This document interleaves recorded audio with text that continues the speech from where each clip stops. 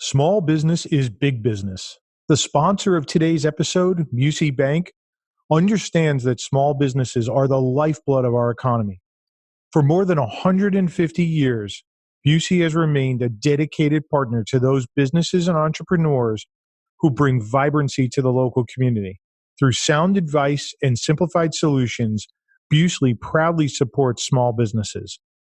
For an array of business solutions tailored to your specific needs, visit busey.com, busey.com. And if you're seeking a business acquisition loan, be sure to reach out to the head of their SBA group, Steve 𝐿𝐴ZOWITZ. Steve's somebody I've known for almost 15 years. He's one of the best SBA bankers out there, bar none. And you can reach Steve at steve.𝐿𝐴ZOWITZ@busey.com. That's Steve, STEVE, .𝐿𝐴ZOWITZ, LASIEWICZ @busey.com. Looking to buy, sell, or grow your business to position it for a sale? As the owner and managing partner of Sun Acquisitions, Dominic Rinaldi has personally been involved in over 300 M&A transactions. He has seen and done it all, consulting with large and small businesses across a broad range of industries. On M&A Unplugged, he'll interview buyers, sellers, and their advisors about their experiences scaling, selling, and acquiring businesses. On every episode, you will get key learnings, but most importantly, you will be better prepared for your own acquisition or sale. This is M&A Unplugged with your host, Dominic Rinaldi. In episode 25, I had the pleasure of speaking with Wendy Ewalt and Leslie Chanel about their experience being left to manage their father's business after his passing. We helped Wendy and Leslie sell their father's business, but it was not an easy process, as their father had failed to build a succession plan, and his daughters were left to deal with the aftermath, not having the skills or roadmap necessary to run the business. The research suggests that over 70% of business owners fail to properly plan for an exit or succession, but this interview really hit home for me. Afterwards, I started to research this topic further to understand the psychology behind this major oversight by business owners, especially given that an owner's business is typically their largest asset. Luckily, I came across the bio of today's guest, Dr. Mark Sirkin. Mark has a PhD in psychology and advanced training as a consultant, and he specializes in consulting with family and closely held businesses about their human capital and succession planning. He has built an impressive career over 30 years, helping countless companies, and in February of 2020, he will become the president of division of the American Psychology Association. As if Mark's background isn't impressive enough, add to this his firsthand experience dealing with the fallout of his own father's lack of a succession plan for the family business and the impact that had on him, his family, and probably influenced some of his career decisions. I am very excited to unpack this issue with Dr. Sirkin today and get educated on how to help people prevent this common pitfall. Mark, such a pleasure to have you here today. Thanks, Dominic. It's a pleasure to join you and your audience. So, Mark, let's start with just, quick backgrounder on yourself. I mean, give everybody a little bit more information about you and your training and your background, and then we'll dive into not just your family stuff, but, maybe you can give some color on the episode 25 interview that I did. Sure. So as you said, I am a psychologist who has specialized in working with businesses and families. That's actually a relatively new area of psychology we call applied psychology. And the American Psychological Association is in the process of recognizing that as a third branch of psychology and helps me and my colleagues in the Society of Consulting Psychologists feel that we're doing real psychology. It's not mental health, although sometimes mental health comes into play. It's really business psychology with a real understanding of the personal dynamics and personalities involved in what makes businesses successful. So that in terms of family businesses, most people get it. Family businesses are a combination of personal stuff, family history, as well as business acumen. Especially when it comes to family businesses, that ability to understand both the passions and the frustrations of being in a family and the needs and exigencies that a business requires can be a balancing act that many people need help with. Well, and business is a living, breathing organism, right? It needs to be taken care of, right? Well, it's funny you say that. A lot of people, Dominic, think of that as an expression, but I've actually just rewritten my book for a second edition. The Secret Life of Corporations should be out in a month or so. But I believe that quite literally, that organizations are living, breathing organisms. And my consulting approach reflects that. Wow. So the American Psychology Association is in the process of creating this third. It just seems like here we are in 2020. This would have happened much sooner. Like businesses are just now coming into the fore as far as that's concerned. Well, no, that wouldn't be a fair characterization. I think what we have were a limited number of tools, especially theories, to approach businesses. So many clinicians work with family businesses, but they approach them from a mental health perspective. There's a whole branch of IO psychology, which is different from my division, where people have been, getting in the weeds with companies for a long time now in terms of designing instrument panels, for example. Psychologists get involved in that. Organizational leadership is an area as well, but it's never fully been given credit as a third force. And that's what's happening, and what's new and exciting in my field from my point of view is that finally the field itself is recognizing this is a unique combination of skill set, and especially in the application of these, consultants do have a set of tools and theories that they can use developed by psychologists and other professionals. And we should be clearer about what those tools are, what our approach is, and how it differentiates us from other types of consultants out there. Wow. It sounds like a fascinating time to be in your field. Well, I like to think so. And that's certainly what I tell people. So I'm curious, how much of what happened when you were younger with your father's business shaped your career? Well, I think mentioned briefly, my dad was a sort of classic small business owner in Jersey. We had several offices. The business was actually, it started out in lending and finance and morphed over into collections. So we were the largest collection business in New Jersey at the time. But he got sick suddenly and died soon after without any real opportunity to make transition plans. And so my brother was called down from Boston to run the business. He had no desire to do that. We were really lost and with very few people to turn to. At the end of the day, I stepped in after my brother stepped out. We closed the business down. We sold some offices and sold them. But I had always wished that I had a consultant who had been working with us. The irony is I had recommended to my dad, even as a teenager, why don't you get a consultant in there? Maybe they can help you straighten out some of these things, because he had been having personnel problems. And, like most business owners, he never thought about transition because he really never thought about his mortality. So there were no plans in place, and we had to scramble and find advisors and find people in form of accountants and lawyers that could help us. We finally did okay. We could have, in retrospect, done a lot better if he had planned a little differently. So you mentioned mortality. It's probably very hard to sum up why over 70% of business owners don't prepare for an exit. Is it around this issue of mortality? Is that a central theme for folks who fail to properly plan? I think it is. If you want to get philosophical, there's this existential fear that most of us have. But I think it's complicated in the case of business owners, because for many men, the business is their child. And, they almost think of it that way. And so it's not just about dealing with your own death.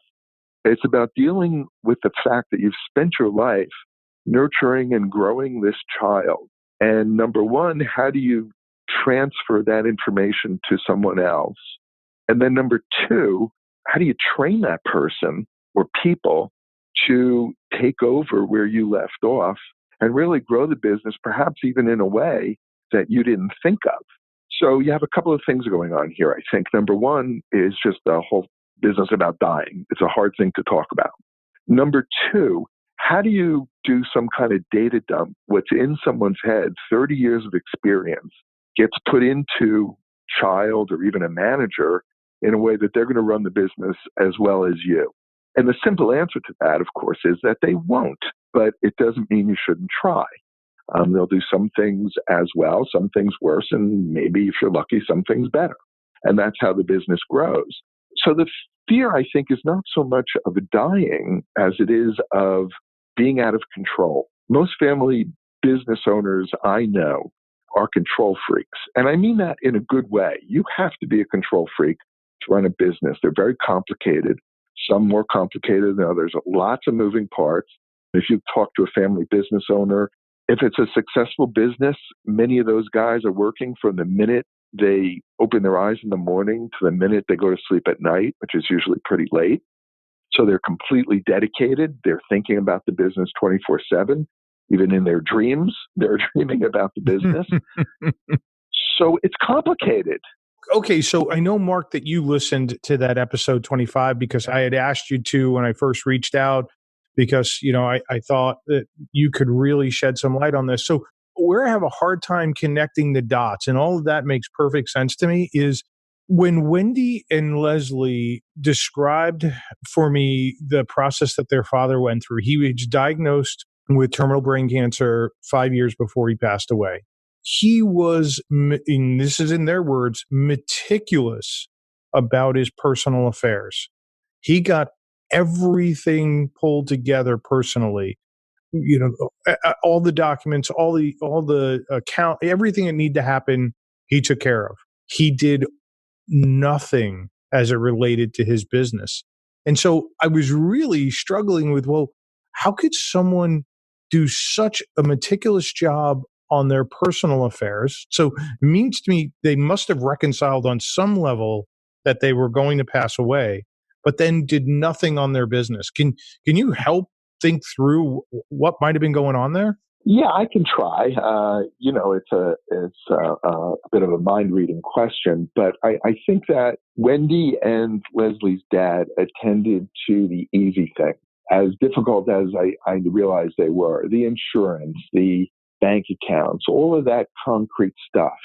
What he seemed to have trouble coming to terms with, and I find this in a lot of business leaders, is the importance of the human piece, the human connection, the management side of things, that at the end of the day, you can have all the processes and all the resources, but if you don't have the managerial talent to make things happen, you're not going to be successful. And so, with all due respect to Wendy and Leslie's father, it seemed to me that he was not focused on the managerial talent required to run his business.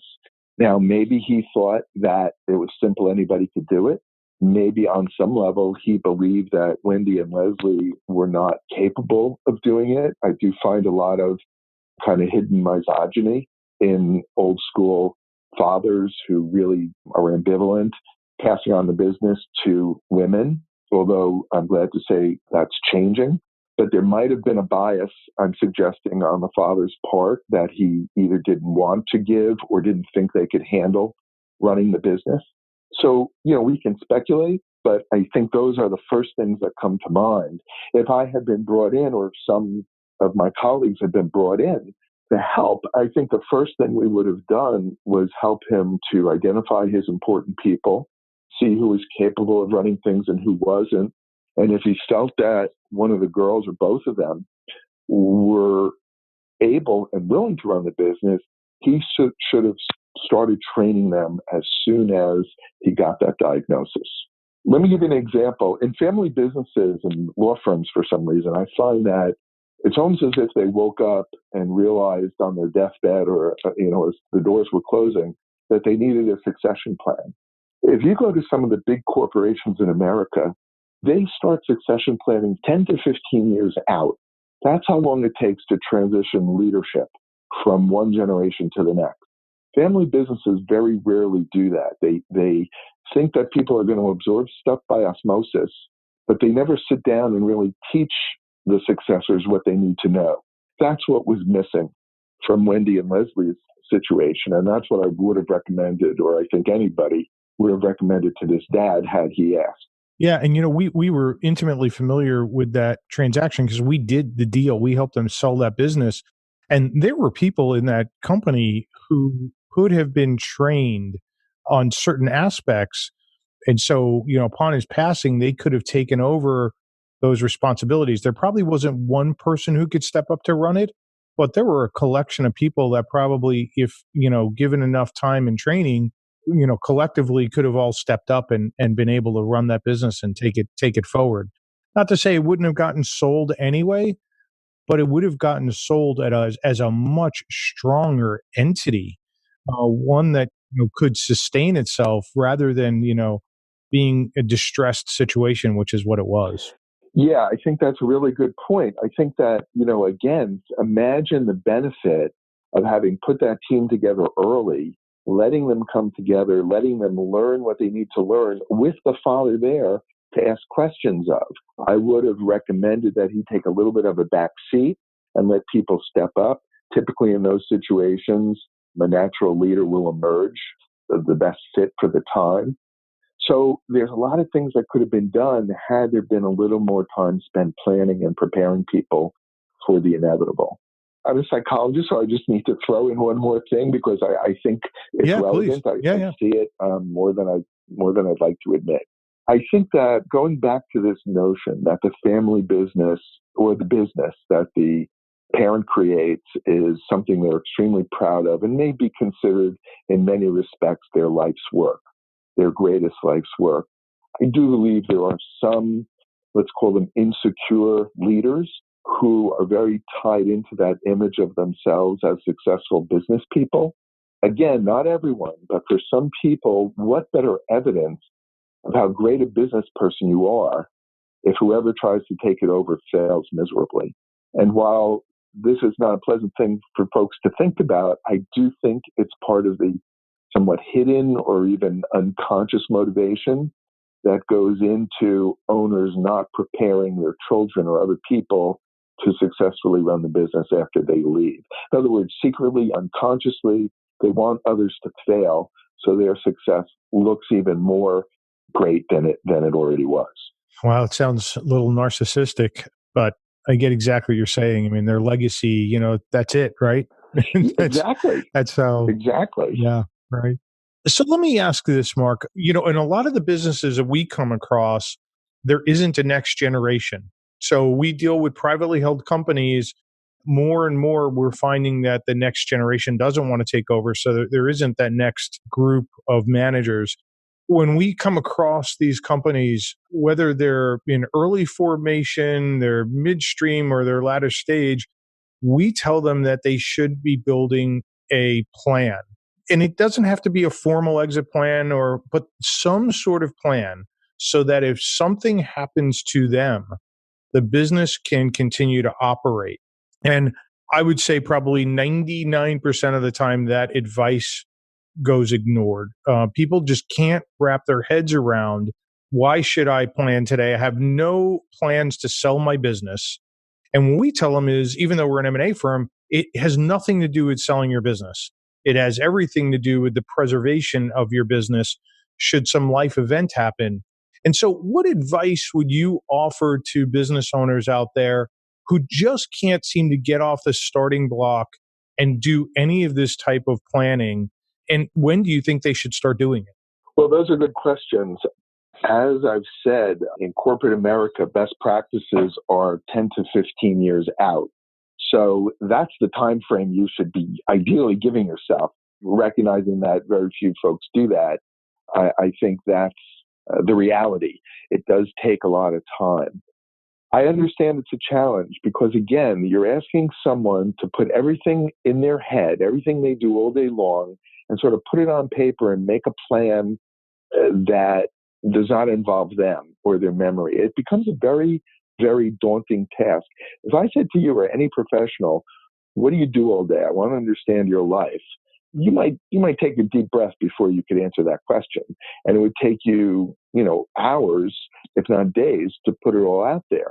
I do think this is a great example of where consultants can be very helpful because consultant and look, it can even be your attorney or your accountant here because they understand some of these parameters well too. But, you can start the process with a third party, a person who knows what questions to ask. Again, going back to the psychological piece, it creates anxiety. Everybody knows they're going to die. That's a rational thing. But how many people rush out there and get insurance in their 20s when it's cheapest? Most of us don't, right? So even though we know, not one person would say, yes, I'm going to live forever, I'm not going to worry about it. Even though they know they're going to need insurance, they don't rush to get it because it's an unpleasant thing to think about. It's an expense. It's an effort of time in this case, where somebody's going to have to do a data dump on what they have in their head. But if you can get someone who's used to doing this, who knows the right questions to ask, who needs to be able to focus on the financials, then focus on the business processes. Well, what do you do that brings money into the firm to understand that, to understand the people, their strengths and weaknesses? Do you have a successor already on board, or do you need to go out to get someone? Hiring a successor is not a bad solution, but you can't do it and then leave in a week. You have to do it and give them years to acclimate and accommodate and learn at the shoulder or at the elbow of someone who's been doing it for a long time. So I think it's all fixable with planning. It's just that people need to recognize that plans need to be made and not be intimidated by the unknowns that might come up. I think in family business, it's even more complicated because you have sibling rivalry at play. Fathers often feel they're being asked to choose between children. And this is where it gets really complicated and political because typically mothers will join in. They have an opinion as to which child is more competent. Sometimes they will be more invested in taking care of the less competent child.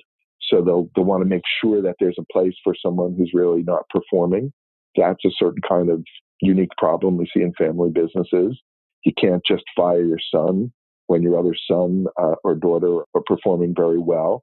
But yet you need to be able to have difficult conversations like that. And then, the siblings themselves might have different agendas, not to mention the fact that their spouses and their kids might have certain agendas. So sometimes people get involved in a family business because they want their children or the grandchildren of the founder to be involved. But all these things need to come out in discussion. Otherwise, you have people making assumptions that may not be true. Yeah. And that assumes people are willing to speak. And when they speak, willing to really be honest about their feelings and what they want, right? My experience has been sort of very complicated situations. Everybody's coming at it with their own agendas and where the truth lies. We know somewhere in the middle, but we don't know exactly where. Well, that's right. And, there's truths and there's truths. There's the truths that are facts, and the truths that people can hear. And then sometimes there are truths about other people that we need to tell them, but they're difficult conversations. So, for example, let's say your son, I'm using sons a lot, but it could be daughters, of course. Let's say your son has been in the business and you honestly don't feel he's capable of running it. He's been there for 10 years. He might even have ownership, and yet you feel strongly that this person is not up to the task. Well, that's a really hard conversation for any dad to have. But there are ways to do it. And again, professionals can be helpful here. So maybe you want to hire a coach, not the parent, him or herself, but an outside coach to get the child up to speed. There are a lot of different potential solutions, but you can't even approach the solutions until you can have the difficult conversations.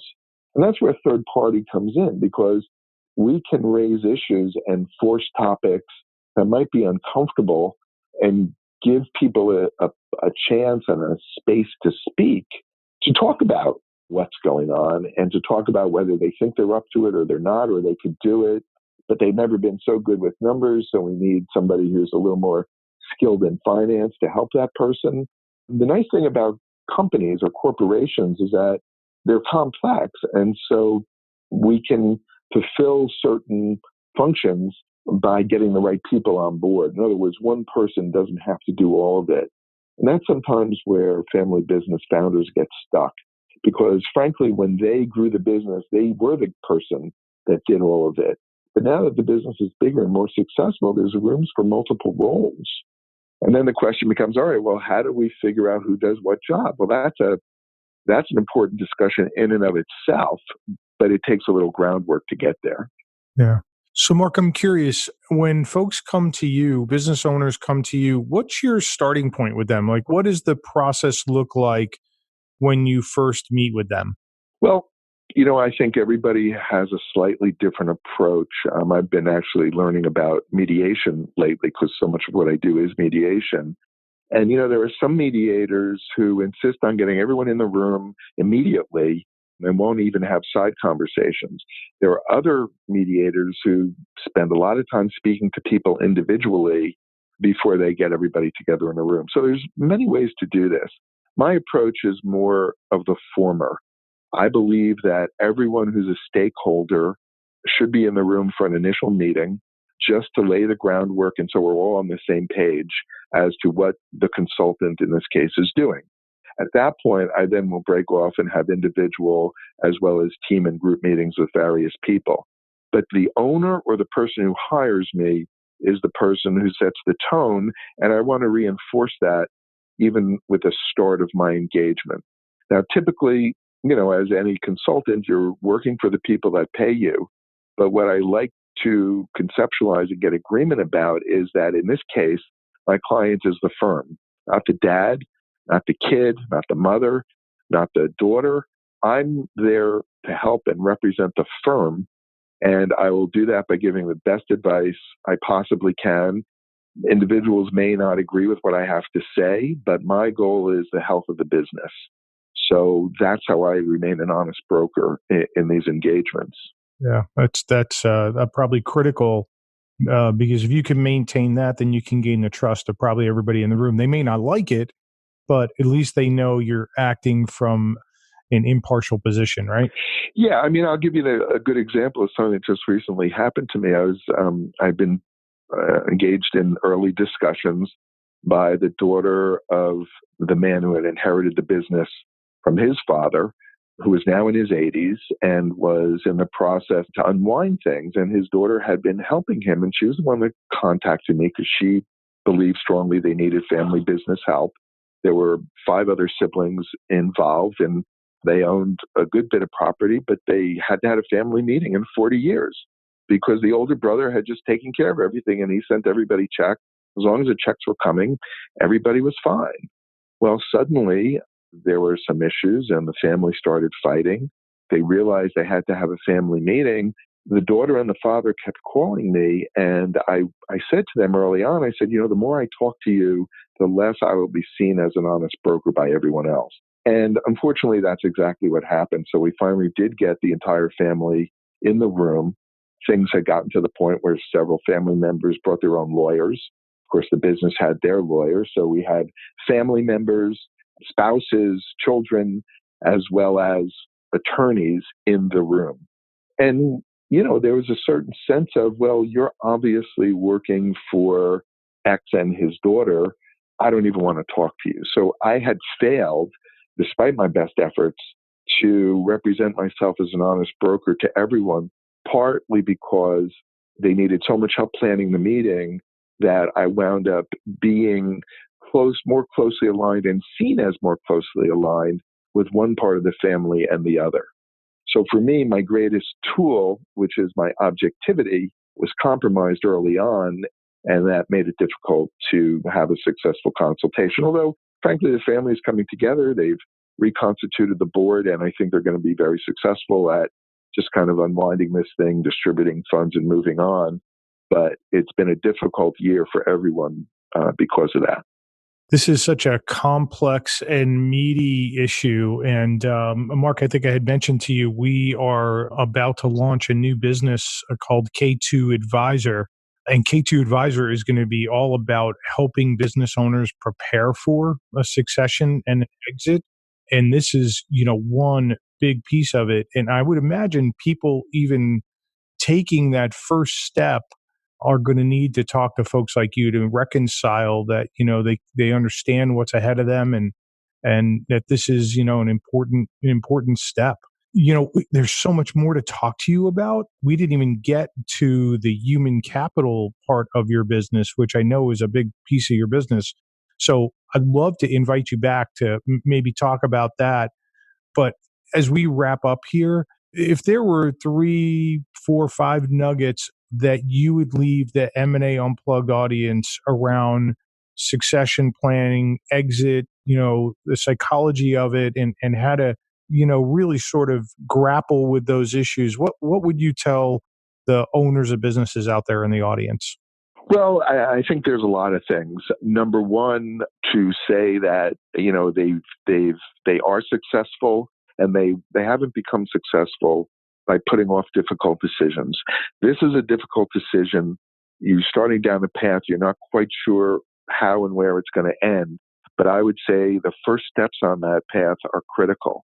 So the first idea I want to put in people's heads is to think about what unwinding the business might look like, and find someone that you can talk to about that. It could be a trusted attorney. It could be a trusted accountant.